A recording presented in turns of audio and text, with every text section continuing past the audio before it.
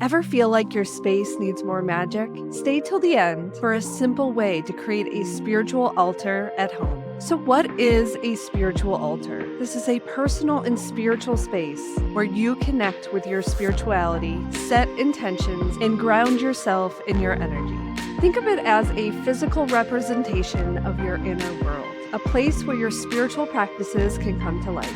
Your altar can be as simple or as elaborate as you desire. It's often filled with items that have personal meaning, such as pictures, candles, crystals, sacred texts, or symbols of your beliefs. These items act as anchors, helping you focus on your energy and attention during meditation, prayer, manifestation practices, and rituals. I believe that creating an altar shouldn't have any strict rules. It's a reflection of you and your journey, your desires, and your connection with the divine, and whatever that means to you. Whether you use it to align with moon phases, your ancestors, your rituals, or to simply find peace in a chaotic day, your spiritual altar becomes a tangible reminder of your intentions and a portal to your higher self.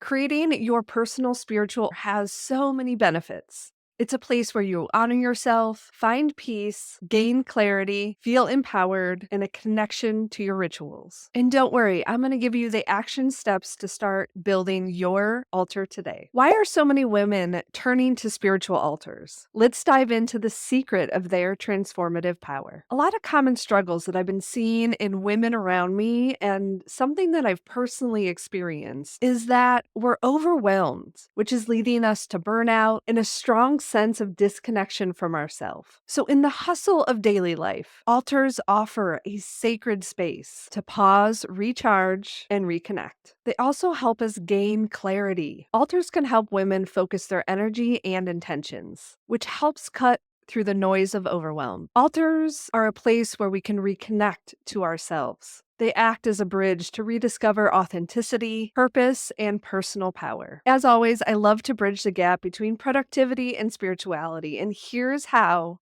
altars can create productivity in your life. They create intentional practices. This is where you can align your spiritual rituals with your daily, weekly, monthly, and yearly goals. This will help bring a more balanced and purposeful life. Altars also help us harness energy. This is where you can use your altar to align with the moon phases, seasonal shifts, or even personal menstrual cycles to work smarter and not harder. Now let's talk about how we can make manifestation made practical. Using your altar can anchor your big dreams in your daily rituals that keep you motivated and focused. So it's time to consider using an altar for your personal empowerment and energy alignment. This is where you can reclaim your power. This space will honor yourself in your journey and allow you to celebrate your growth. It gives you space to align with your energy. You can use tools like crystals, candles, affirmations, journaling to help honor your unique flow.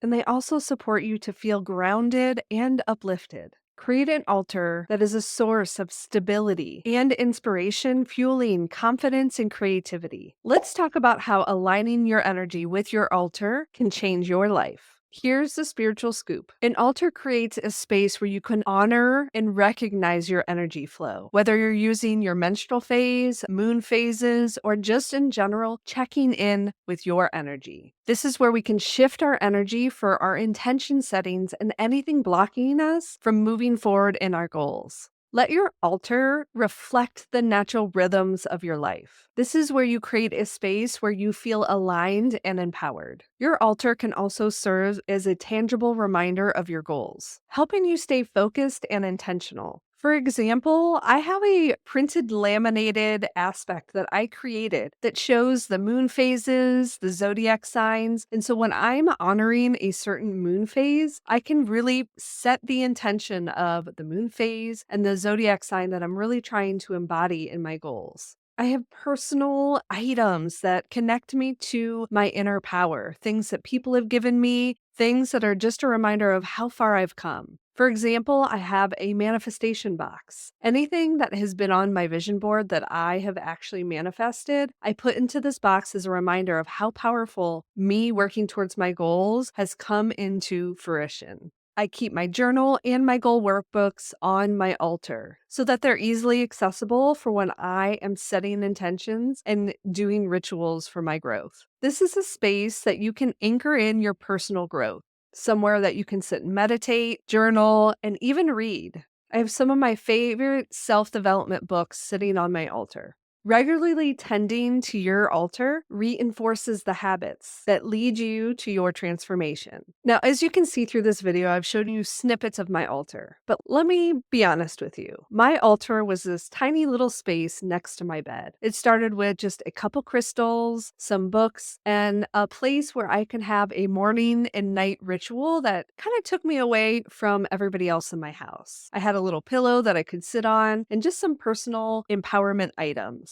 Over the last 5 years, mine has grown into something that is a prayer. It's a living, moving prayer. I have candles that I've homemade with my kids. Anything that calls to my soul, I add to my altar. This simple practice has fueled me, grounded me, spiked my creativity, and connected me to my higher self in more ways than I can count. For me, my altar is the highest act of self-love. I can feel you're ready to create your sacred space. Here's exactly how you're going to begin to set up your altar step by step. Step one is to choose a space. This is a place where it can be quiet and intentional. Like I said, mine started off as a tiny little corner with a little pillow and me and no space for anything else. But it was the intention behind it that really fueled this intentional time away for me to connect with myself. Step two is gathering meaningful items. You don't need a million crystals for your altar, but if there's a few that you've already collected or there's some that you've been having your eye on, maybe this is the time to go out and buy one. I like to include all the elements. So I use a candle for fire, I use crystals for earth, I use my journal for air, and for water, I use a diffuser or an essential oil spray. You don't have to use all of them. It's up to you to pull in whatever elements call you to building your altar. This is where you're going to think about personal symbols. Again, mine's grown over the years. I have things like this key, I have my tarot cards, I have some bells, just different aspects that have been drawn and pulled to me over the years. I have a beautiful dried bouquet from a birthday ritual that I did a few years back, and any books that are going to help me along on this personal growth journey that I've been on.